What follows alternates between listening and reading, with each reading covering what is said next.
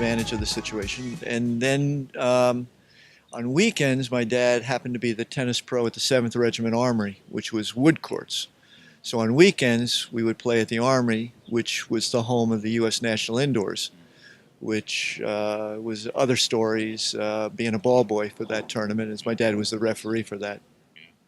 He was fairly a high-profile coach and tennis pro, and he was president of the USPTA, like I said, and if there was ever a big match at Madison Square Garden, he would be the referee.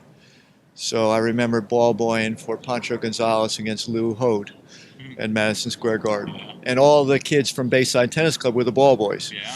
So it was, we had great experiences. Our club has an incredible history. When I'm listening to that, I'm recognizing we're 109 years old here. Yeah.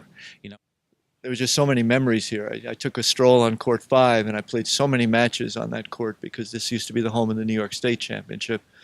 And it was almost, I had to play here because my dad was the pro here. And then I had to do well here because my dad was the pro here. And it was just the most pressure that anybody could have is play in front of your family and friends. But this club was unusual in that they really let the juniors play on the courts. A lot of clubs wouldn't let the juniors play on the courts. I think I told you earlier, they let me play in the club championships, and I was 10 when I won the men's B championship here. And I beat Renee Richards' father, David Raskin, in the finals. I didn't even know Renee Richards' father was in tennis. They were, my dad started Renee when he was a little boy, and they came here for lessons. Wow.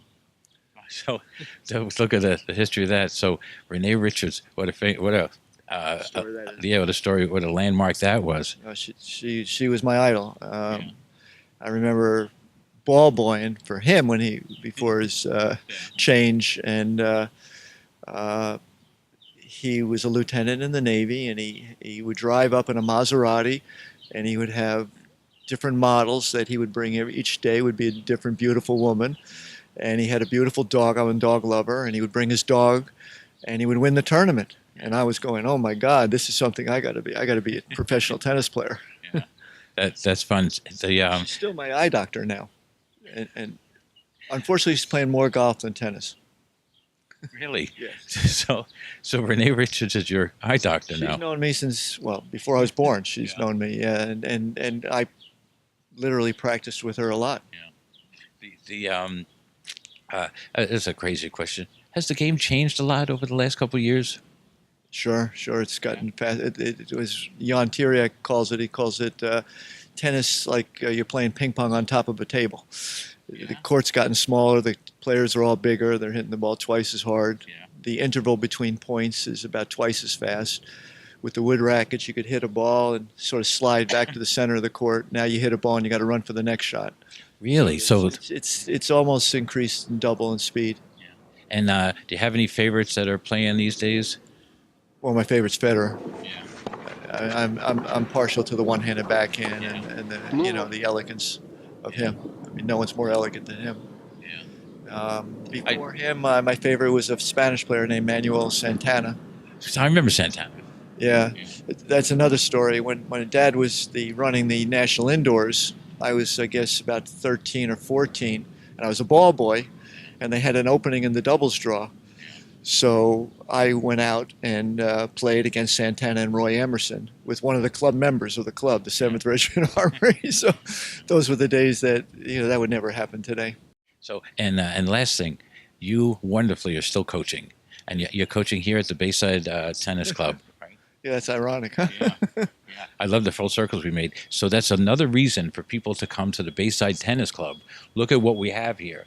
Hall of Famers, wonderful coaches with great track records, great histories. So I'm glad that you're back. Yeah, I'm glad I'm back, and I'm glad the club is still here. Yeah, me too. And it hasn't changed much.